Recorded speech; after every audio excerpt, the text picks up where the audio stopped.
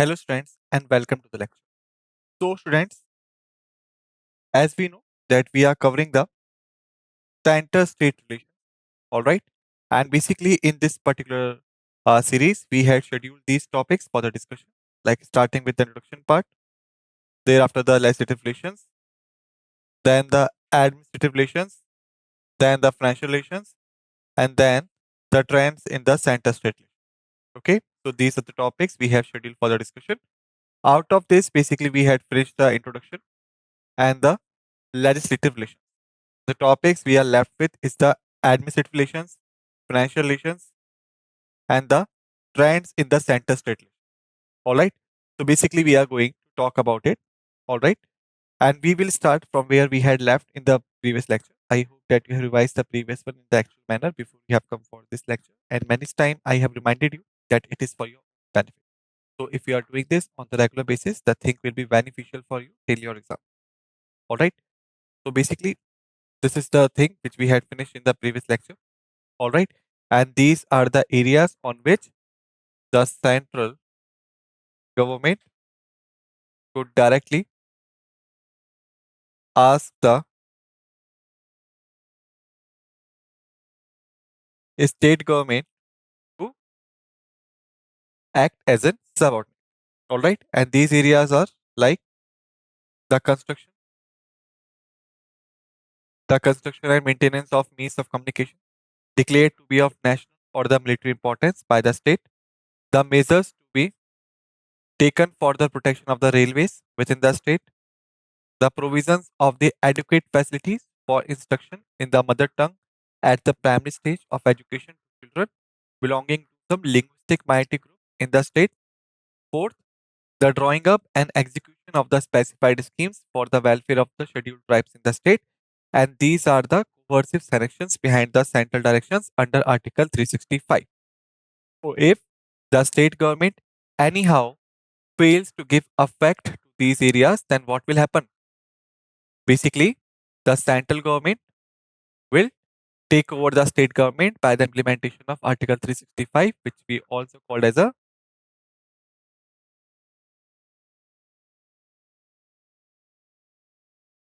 president rule.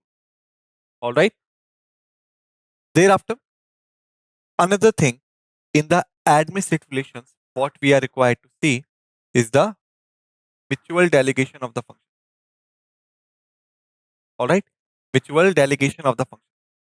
First is the distribution of legislative powers between the center and the state is rigid. Okay.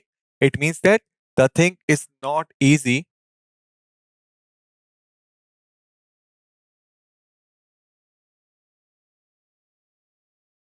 make changes. Consequently, the center cannot delegate its legislative powers to the state, and the single state cannot request the parliament to make a law on a state subject. It means that basically the central government is not allowed, or you can say the central level is not allowed to delegate or give its legislative powers to the state. It means that if something is mentioned in the union list, okay, on which the provisions could only be made by the Parliament of India. All right. In such a scenario, no state legislature could make any provision on the subject, even if the Parliament or the central level tries to give the subject to the state. Why? Because as we had seen, the centers are not allowed to delegate the legislative powers to the state. Okay. Thereafter, a single state is not allowed to make the request to the parliament, all right, so that a law on a state subject could be made. It means that the request must be given by either the Rajya Sabha, which is the representative of states in the parliament, or either by group of states.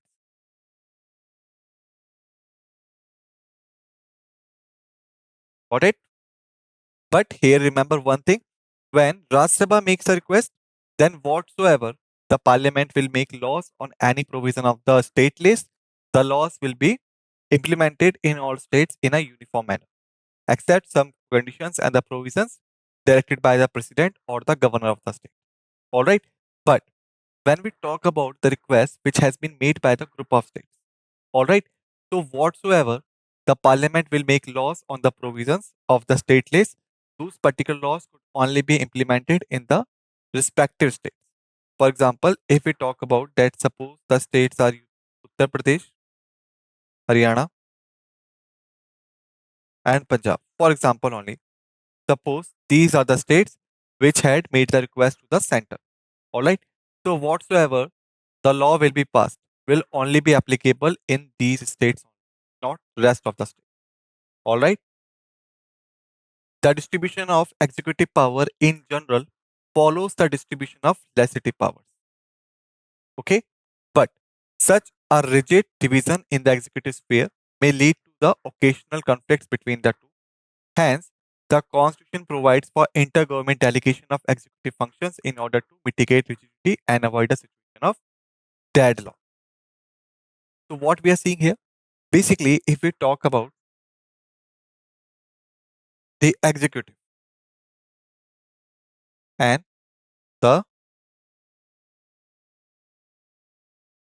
legislative, okay, basically, if we talk about it, then the legislatives are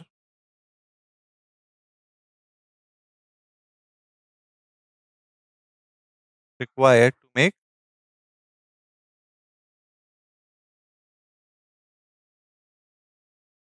rules and regulations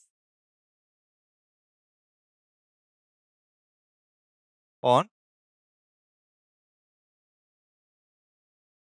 various subjects. Required to make rules and regulations on various subjects.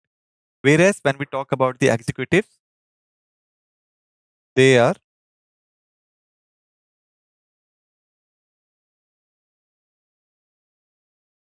required to take actions on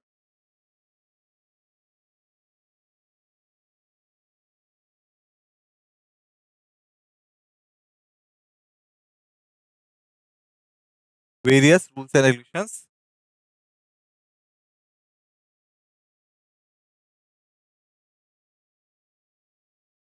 which have been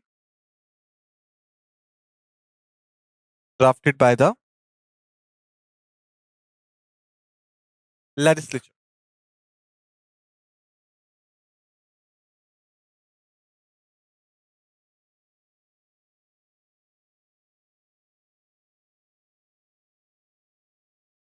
All right. So if we look at this picture, what we are seeing here, it means the executives could only exercise the power until or unless the legislature allows them. Because the legislature is required to make the rules and the regulations. The executives are required to take actions on them. So until or unless the executive gets the thing on which they are required to take the actions, how they could take the actions, right? That's the thing. But here is the actual condition applies because the central level having its own legislature and the executive. Similarly, the state level having its own legislature and the executive. All right, they both are having different legislature and the executive, but they both are existing within the same territorial extent or the country. Okay, it means that if we keep them entirely separated from each other,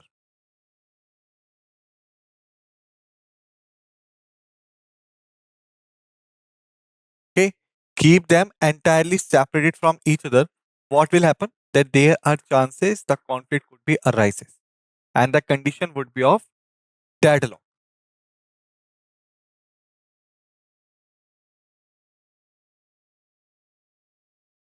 Why? Because the center level will do some other thing, the state level will do some other thing, but they both are working in the same territorial extent. All right. Then the center will try to pressure down state the things, and the state will try to do their own thing. So to avoid this kind of deadlock and the conflict, which is arising because of this thing which I have told you right now. Our constitution provides for the intergovernment delegation of executive function. What does it mean? It means that instead of keeping the central or the state executives apart and separated, basically we had merged them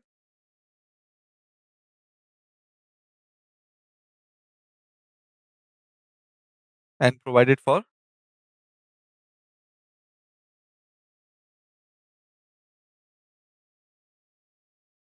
intergovernmental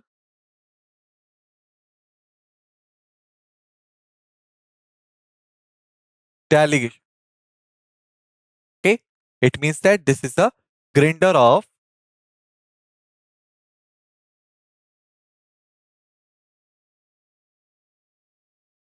central plus state executives. All right, so keep this thing in your mind.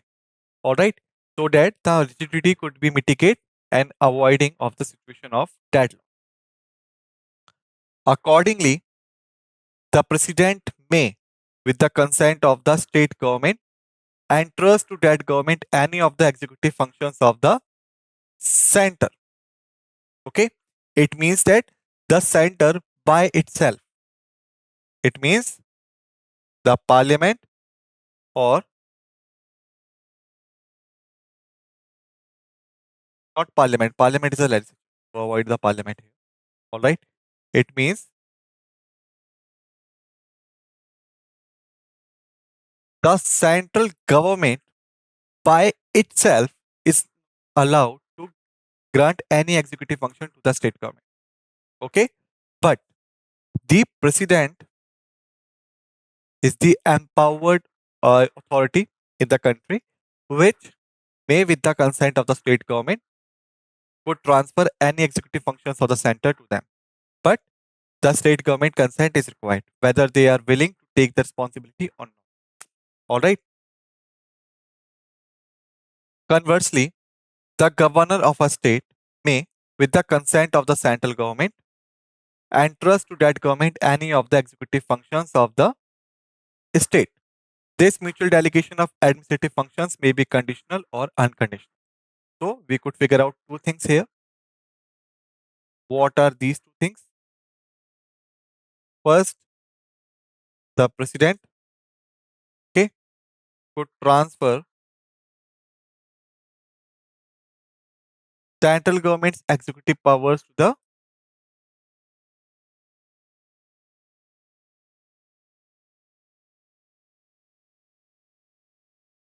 state government. All right. Second is the governor. The governor could transfer state government's power to the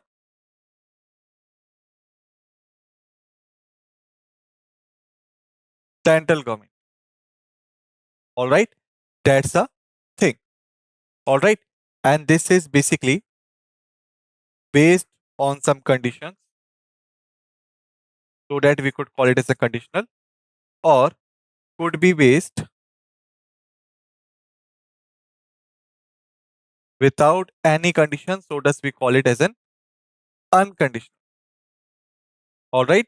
That's the thing. Conditional or the unconditional. All right. Now let's move forward.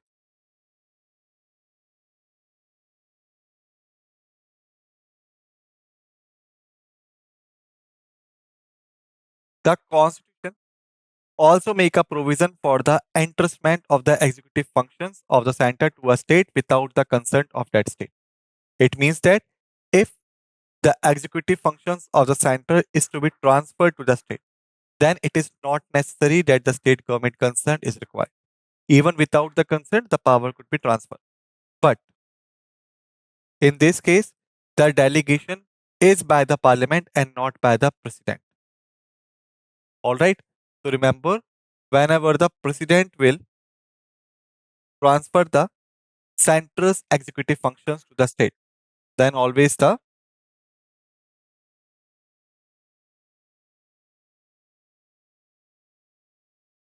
always the state government consent is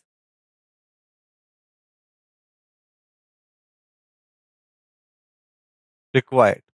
Okay, a state government consent is required. But whenever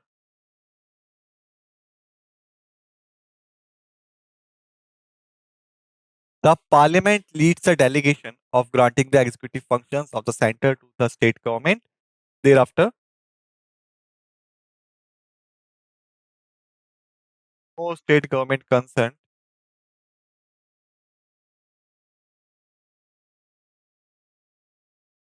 is required. All right. Thus, a law made by the parliament on a subject of the union list can confer powers and impose duty on a state or authorize conferring of powers and the imposition of duties by the center upon a state, irrespective of the consent of the state concerned. Notably, the same thing cannot be done by the state legislature. It means that suppose if there is anything in the union list.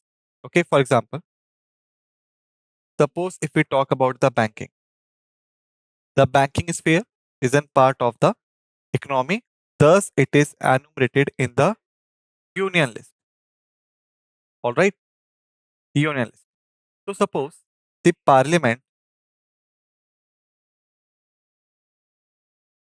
the parliament, which is the legislature, the parliament, which is the legislature, had made certain rules and the regulations on it. It means that now the rules is required to be implemented by the executives. All right, but right now the rules are being implemented in the states. Okay, so it means the state executives are required to look after the things. Why? Because the state executives are at the state level. All right. So the parliament will transfer the executive functions to the state executive, and the state executives are required to execute the laws which have been made by the legislatures. All right. Got it? That's the thing. All right. And in such a scenario,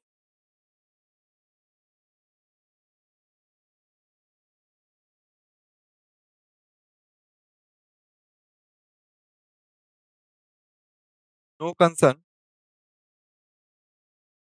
of state government is required. No consent of the state government is required in such a case. Got it? That's the thing. All right. So remember this thing. But if the state government or the state legislature makes something or makes some law on the state list, and the state executives wants to transfer the power to the central executive, then this thing is basically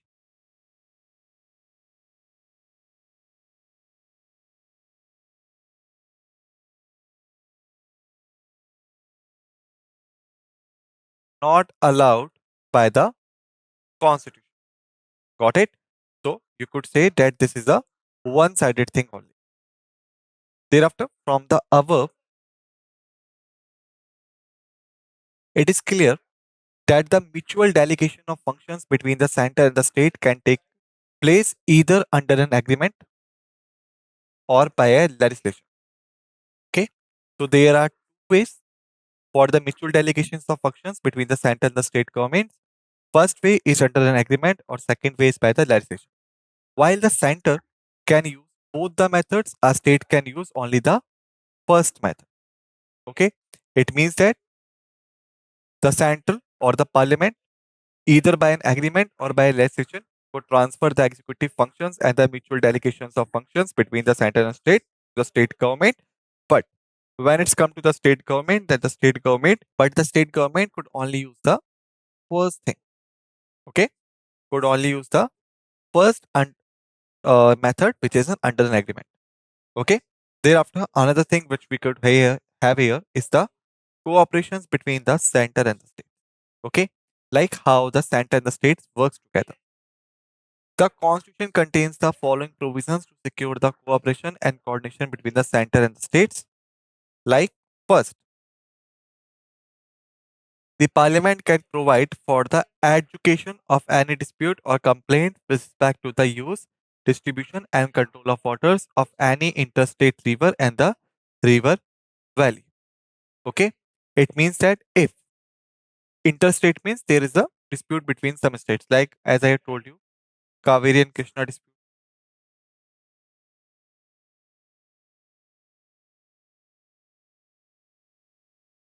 All right. So if the dispute is regarding the river and the river valley, then basically the parliament having the power that it could coordinate it with the states, okay, to respond to the dispute on the complaint. All right. Thereafter, another thing which we could see here, the president can establish under Article 263 an interstate council to investigate and discuss subject of common interest between the center and the state. Such a council was set up in 1990. Okay, it means that if there is anything which is required to be discussed by the states, all right, so basically in such a case there is an article 263 present in the Indian constitution. Through this articles, basically the interstate council could be set up, all right, and this could investigate and discuss the subject of a common interest between the center and the state. All right. And basically, such council was established in 1990.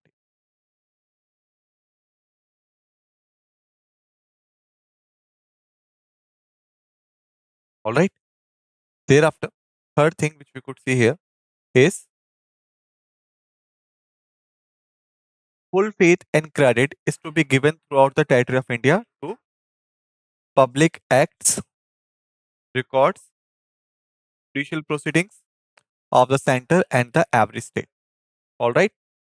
Thereafter, the parliament can appoint an appropriate authority to carry out the purposes of the constitutional provisions, which is leading to some interstate freedom of trade, commerce, intercourse, but no such authority has been appointed so far.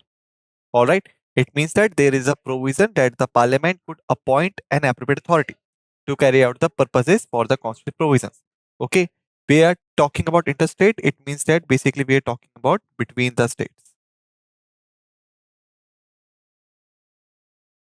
Regarding the certain matters like trade, like commerce, like the intercourse. But no such authority has been appointed so far. It means that no authority has been appointed for the things. All right.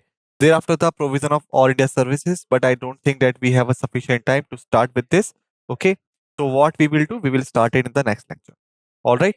Till then, just revise all these facts and figures which we have discussed so far. All right. So students, basically in this lecture, we have finished till here. In the next lecture, we will continue from here. Till then, just revise all the facts and figures, whatever we have discussed. Okay. And be ready for the another lecture. With this note, let's end this lecture and what we say, we say.